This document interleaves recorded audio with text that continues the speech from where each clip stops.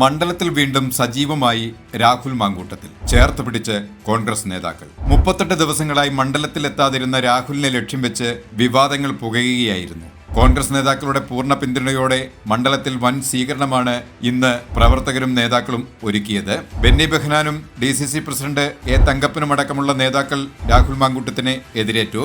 KPCC general secretary Muthalib രാഹുലുമായി ചർച്ച നടത്തി. ഇതിനിടയിൽ BJP പ്രതിഷേധവുമായി എത്തി. രാഹുൽ മാങ്കൂട്ടം ഈ പ്രതിഷേധങ്ങൾക്കൊന്നും ചെവി കൊടുക്കാതെ തന്റെ മണ്ഡലത്തിലെ പ്രവർത്തനങ്ങൾ സജീവമാക്കി MLA ഓഫീസിൽ. താനില്ലാതെ കഴിഞ്ഞ 38 ദിവസങ്ങളിൽ മണ്ഡലത്തിലെ പ്രവർത്തകരോട് ചോദിച്ച് വിലയിരുത്തി. ഉടൻ തന്നെ മണ്ഡലത്തിൽ മുഴുനീളെ ഒരു പര്യടനം സംഘടിപ്പിക്കുമെന്നാണ് കോൺഗ്രസ് വൃത്തങ്ങൾ പറയുന്നത്. അതുവഴി ഉയർന്നുവന്ന അപവാദങ്ങൾക്ക് ശമനം വരികയും മണ്ഡലത്തിൽ സജീവമായ പ്രവർത്തനങ്ങൾ ഏകോപിപ്പിക്കുകയും ചെയ്യുമെന്നാണ് കോൺഗ്രസ് വൃത്തങ്ങൾ ആലോചിക്കുന്നത്.